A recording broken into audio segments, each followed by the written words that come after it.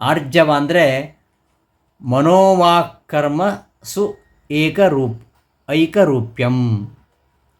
ಮಾತು, ಮನಸ್ಸು, ಮಾತು, ಕೃತಿಗಳಲ್ಲಿ ಮನೋವಾಕ್ಕರ್ಮಸು, ಮನಸ್ಸು, ಮಾತು, ಕೃತಿಗಳಲ್ಲಿ ಏಕರೂಪವಾಗಿ ಇರಬೇಕು, ಒಂದೇ ರೀತಿಯಾಗಿ ಇರಬೇಕು, ಯಾವ ವ್ಯತ್ಯಾಸ ಇರಬಾರ್ದು.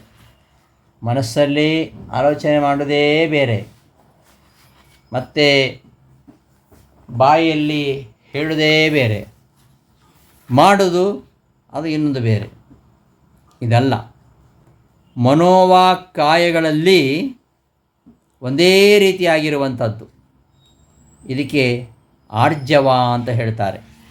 ಧರ್ಮ ಪ್ರೋಜ್ಜಿತ ಕೈತವೋತ್ರ ಪರಮಃ ನಿರ್ಮತ್ಸರಾಣಾಂ ಸತಾಂ ಎಂಬುದಾಗಿ ಭಾಗವತ ಹೇಳುತ್ತೆ. ಧರ್ಮ ಅಂದರೆ ಅದು. ಪ್ರೋಜ್ಜಿತ ಕೈತವ, ಪ್ರೋಜ್ಜಿತ ಕೈತವ ಅಂದರೆ ಅದೇ ಆರ್ಜವ. ಕಾಯೇನ ವಾಚ ಮನಸ ಒಂದೇ ರೀತಿಯಾಗಿರುವುದಕ್ಕೆ ಆರ್ಜವ ಅಂತ ಹೇಳ್ತಾರೆ. ತ್ರಿಕರಣ ಶುದ್ಧಿ ಅಂತ ನಾವು ಹೇಳೋದುಂಟು. ಮನಃಪೂರ್ವಕವಾಗಿ ಒಳ್ಳೆಯದು ಅಂತ ತಿಳಿದಿರಬೇಕು, ಒಳ್ಳೆಯದನ್ನು ಮಾಡಬೇಕು, ಒಳ್ಳೆಯದನ್ನು ಹೇಳಬೇಕು.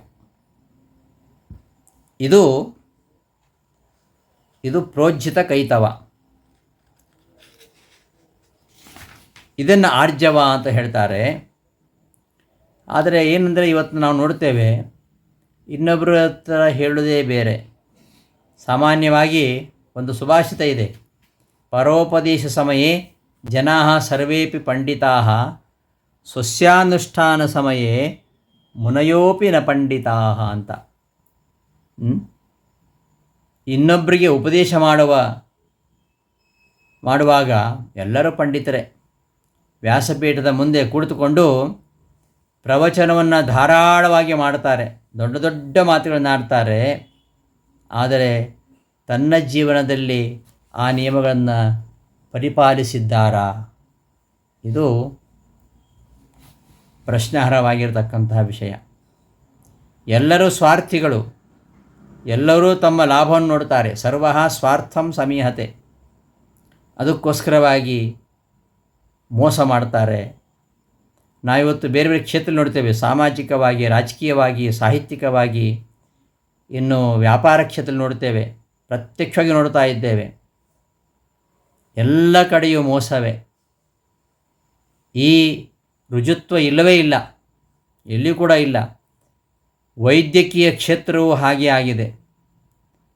ವೈದ್ಯಕೀಯ ಕ್ಷೇತ್ರದಲ್ಲಿ ಸುಮ್ಮನೆ ಏನೋ ಒಂದು ಸಣ್ಣ ಕಾಯಿಲೆ ಇರ್ತದೆ, ದೊಡ್ಡ ಕಾಯಿಲೆ ಇದೆ ಅಂತ ಹೇಳಿಬಿಟ್ಟು ಎಲ್ಲ ಟೆಸ್ಟ್ಗಳನ್ನ ಮಾಡಿಸಿಬಿಟ್ಟು ನೀವು ಅದನ್ನು ತೊಗೊಳ್ಳಿ, ಇದನ್ನು ತೊಗೊಳ್ಳಿ, ಹಾಗೆ ಮಾಡಿ, ಹೀಗೆ ಮಾಡಿ ಅಂತ ಹೆದರಿಸಿಬಿಡ್ತಾರೆ.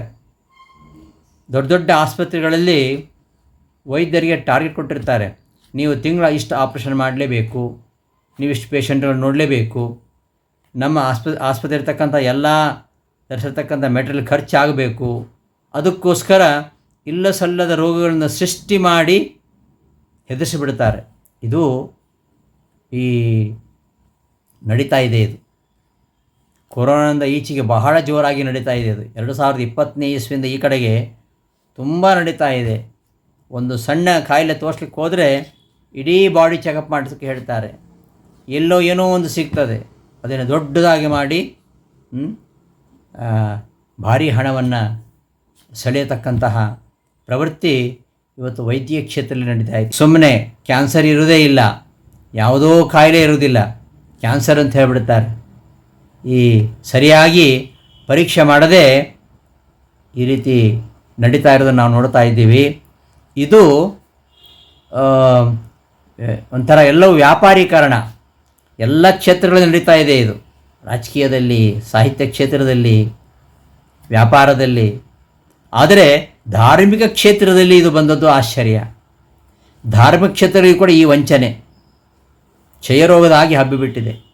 ಬರೀ ಆಡಂಬರ, ಡಂಬಾಚಾರ, ಧರ್ಮದ ಹೆಸರಿನಲ್ಲಿ ಮೋಸ ಮಾಡೋದು ತುಂಬ ನಡೀತಾ ಇದೆ. ಹೀಗೆ ಆಗ್ತಾ ಹೋದರೆ ಜಗತ್ತಿನಲ್ಲಿ ಒಂದು ದಿನ ಧರ್ಮ ಪೂರ್ತಿ ನಾಶವಾಗಿ ಹೋಗ್ತದೆ.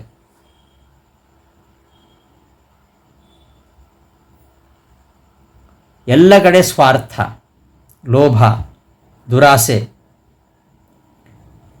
ನಾವು ಎಲ್ಲ ಯುಗಗಳಲ್ಲಿ ನೋಡಿದ್ದೇವೆ. ಕೃತಯುಗದಲ್ಲಿ ಹಿರಣ್ಯಕಶಿಪು ಮೊದಲಾದವರು ಅವರು ಏನು ಮಾಡಿದರು? ಅವರೆಲ್ಲ ಒಳ್ಳೆ ಜನ, ವಿದ್ಯಾವಂತರಾಗಿದ್ದರು, ತೇಜಸ್ವಿಗಳಾಗಿದ್ದರು, ತಪಸ್ವಿಗಳಾಗಿದ್ದರು, ಬಲಿಷ್ಠರಾಗಿದ್ದರು. ಹಾಗಿದ್ದರೂ ಕೂಡ ಅವರು ಅವುಗಳನ್ನು, ತಮ್ಮ ವಿದ್ಯೆಯನ್ನು, ತಮ್ಮ ತೇಜಸ್ಸನ್ನು, ತಮ್ಮ ಬಲವನ್ನು ಸ್ವಾರ್ಥಕ್ಕೋಸ್ಕರವಾಗಿ ಬಳಸ್ಕೊಂಡ್ರು. ಹಾಗಾಗಿ ಧರ್ಮಗ್ಲಾನಿ ಆಯಿತು, ನರಸಿಂಹದೇವರು ಅವತಾರ ಮಾಡಬೇಕಾಯಿತು. ಹಾಗೆಯೇ ತ್ರೇತಾಯುಗದಲ್ಲಿ ರಾವಣ, ಕುಂಭಕರ್ಣಾದಿಗಳು ಅವರು ಯಜ್ಞ ಯಾಗಾದಿಗಳನ್ನು ಮಾಡಿದರು, ತಪಸ್ಸು ಮಾಡಿದರು. 3 ಜನ ಒಟ್ಟಿಗೆ ತಪಸ್ಸು ಮಾಡ್ತಾ ಇದ್ದಾರೆ. ರಾವಣ, ಕುಂಭಕರ್ಣ, ವಿಭೀಷಣ. ಒಬ್ಬೊಬ್ಬನು ಒಂದೊಂದು ಗುರಿ. ಆದರೆ ಅವರು ಮಾಡಿರ್ತಕ್ಕಂತಹ ಯಜ್ಞ, ಯಾಗ, ತಪಸ್ಸು ಎಲ್ಲವನ್ನು ಕೂಡ ಸ್ವಾರ್ಥಕ್ಕಾಗಿ ಮಾಡಿದ್ದವರು. ಎಲ್ಲರೂ ಋಷಿಕುಮಾರರಾಗಿದ್ದಾರೆ, ಬ್ರಾಹ್ಮಣರಾಗಿದ್ದಾರೆ. ಆದರೆ ಅದನ್ನು ದುರುಪಯೋಗಪಡಿಸಿಕೊಂಡು ಅವರು ರಾಕ್ಷಸರಾಗಿಬಿಟ್ರು. ಹಾಗೆಯೇ ದ್ವಾಪರದಲ್ಲಿ ಜರಾಸಂಧ, ಶಿಶುಪಾಲ, ದಂತವಕ್ರ, ಕಂಸ, ದುರ್ಯೋಧನ ಇವರೆಲ್ಲ ಧಾರ್ಮಿಕರ ಹಾಗೆ ಯಜ್ಞಯಾಗಾದಿಗಳಲ್ಲಿ ತೊಡಗಿದರೂ ಕೂಡ ಅವರ ಉದ್ದೇಶ ಸ್ವಾರ್ಥಕ್ಕೋಸ್ಕರವಾಗಿ ಲೋಕದಲ್ಲಿ ಕಂಟಕರೇ ಆದರು. ಹೀಗೆ ಎಲ್ಲ ಯುಗಗಳಲ್ಲಿಯೂ, ಕಲಿಯುಗದಲ್ಲಂತೂ ಕೇಳೋದೇ ಬೇಡ, ಕಲಿಯುಗದಲ್ಲಿ ಎಲ್ಲ ಕ್ಷೇತ್ರಗಳಲ್ಲಿಯೂ ಕೂಡ ಸ್ವಾರ್ಥ ತುಂಬಿದೆ. ಇಂತಹ ಸ್ವಾರ್ಥವಿಲ್ಲದೆ ಯಥಾರ್ಥವಾದ ಜ್ಞಾನ, ಯಥಾರ್ಥವಾದ ಉಪದೇಶ, ಯಥಾರ್ಥವಾದ ಆಚರಣೆ, ಇದು 3 ಇರಬೇಕು. ಉಪನ್ಯಾಸ ಮಾಡ್ತಕ್ಕಂಥವ, ವ್ಯಾಸಪೀಠದ ಮುಂದೆ ಕುಳಿತುಕೊಂಡು ಉಪನ್ಯಾಸ ಮಾಡತಕ್ಕಂಥವ ಈ 3ನ್ನು ಗಳಿಸಿರಬೇಕು. ಯಥಾರ್ಥವಾದ ಜ್ಞಾನ, ಯಥಾರ್ಥವಾದ ಉಪದೇಶ, ಯಥಾರ್ಥವಾದ ಆಚರಣೆ. ಹೇಳುವುದು ಆಚಾರ, ಮತ್ತೆ ಮಾಡುವುದು ಅನಾಚಾರವೇ. ಇದು ಬಹಳ ಭಯಾನಕವಾಗಿದೆ ಇವತ್ತು. ಎಲ್ಲ ಪಾಖಂಡಿಗಳೇ ತುಂಬಿಟ್ಟಿದ್ದಾರೆ ಇಲ್ಲಿ.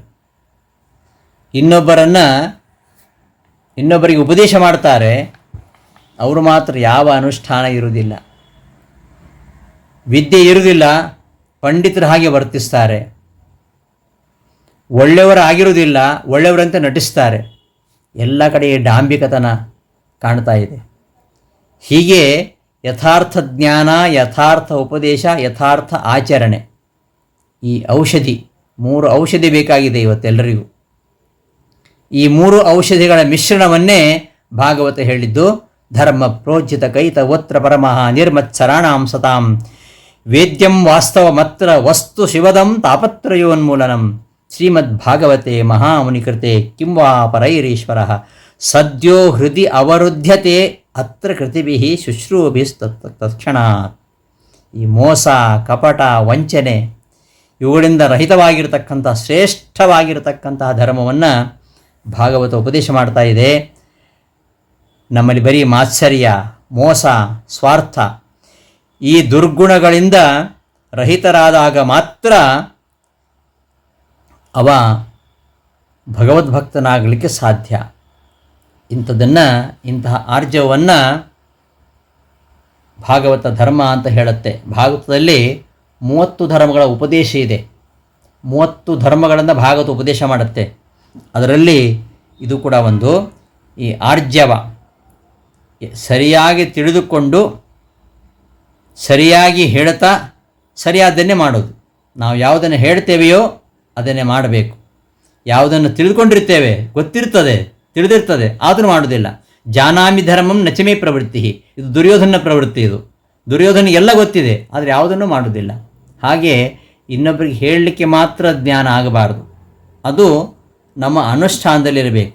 ಹೀಗೆ ಕಾಯೇನ ವಾಚ ಮನಸ ಪಾವಿತ್ರ್ಯತೆ ಉಂಟಲ್ವ, ಇದನ್ನು ಆರ್ಜವ ಅಂತ ಹೇಳ್ತಾರೆ. ಇಂತಹ ಆರ್ಜವರಹಿತವಾಗಿರ್ತಕ್ಕಂತಹ ಡಂಬಾಚಾರ ಇವತ್ತು ನಾವು ನೋಡ್ತಾ ಇದ್ದೇವೆ. ಅದು ನಿಷ್ಪ್ರಯೋಜಕ. ಅದು ಒಂದಿಲ್ಲ ಒಂದು ದಿವಸ ಅದು ಗೊತ್ತಾಗಲೇಬೇಕು. ಇವತ್ತೆಲ್ಲ ಕೆಲವು ಸಾಧು ಸಂತರು ಭಾರಿ ದೇವರನ್ನ ಸಾಕ್ಷಾತ್ಕರಿಸ್ಕೊಂಡಿದ್ದೇವೆ ಅನ್ನೋ ಹಾಗೆ ವರ್ತಿಸ್ತಾರೆ. ಅವರ ಅಂತರಂಗದ ವ್ಯವಹಾರಗಳು ಬರೀ ಅನಾಚಾರ ತುಂಬಿರ್ತವೆ.